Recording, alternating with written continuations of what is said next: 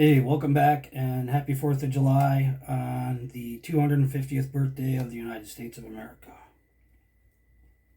I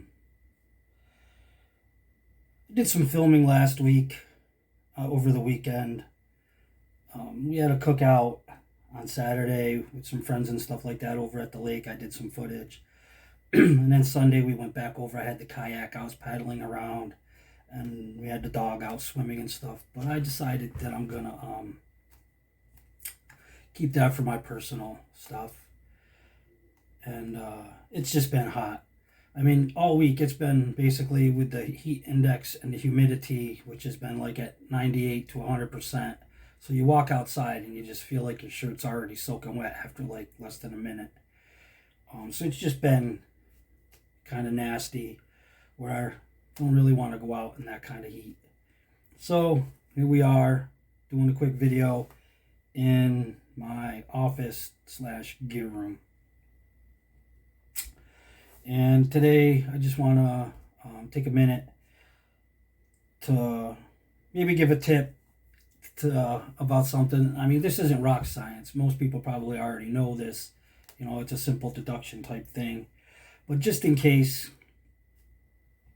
I wanted to talk about something quick. And that's making ridge lines. You know, a lot of people still use like 550 cord for their ridge line. And I'm one of those people that uses the 550 cord a lot. A lot of people buy it in those really long spools and stuff of like 500 feet, 250 feet, 1,000 feet. And general rule of thumb is a ridge line should be maybe 25 feet. Now that's about a perfect length because that gives you plenty of room to hang it up between your trees, to hang your hammock or whatever you're going to do. And have enough room to go around your trees, so you're not limited to just having to use a little tree like this. You can use bigger trees. So 25 feet is kind of the general rule and the most popular length for a ridge line. And when you have those big giant spools, sometimes trying to get a 25-foot length off of that can be a little tricky. So I always try to I buy them in these little 50-foot or 100-foot spools. It makes it easier for me to get the length that I want off.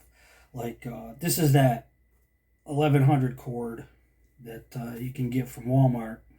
This happens to be, they used to just sell it in the black, and now they actually, I saw it today, they had it in this camo color, so I was like, yeah, let me grab that and whip up a quick video. So this is 50 feet, and it's perfect because all I have to do is unwrap this, take my two ends, go down the hall here into the dining room, put a weight or something on my two ends, pull it out till I get to the end of the loop, cut it, and then melt the ends. Presto, I've got two good ridge lines. And then I didn't have to like monkey around trying to pull it off a spool with a ruler or whatever. It was just real easy to do things that way. And if you're like me, you got something like this. This is my ditty bag I showed on the blog, making this from just cutting the pocket off a pair of cargo pants, and makes a instant ditty bag. And this is just full of different hanks of paracord here. They're all different lengths and stuff like that. So that, that works perfect for my guy lines and stuff like that. Or if I have to use, whip up a couple of prusik knots to make sure the tarp doesn't slide in either direction. So, like I said, I know this is probably a well-known thing. It's not rocket science, but there's a possibility maybe somebody, might get some use out of the tip to, when you want to do ridge lines, to buy it in in a 50-foot length, and then you got two. Or if you're the type of person, maybe you want to do like, say, a 2-strand twist.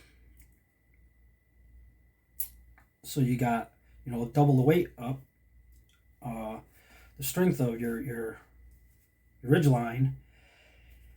This works good too because you got, stretch it out, you got your 25 feet, you do your 2-strand twist, and unfortunately though, doing it that way, you're going to end up with probably around, you're only going to get maybe an 18 or 19, maybe 20 foot ridge line, because as you do a twist, you actually lose your length because the line's not straight anymore.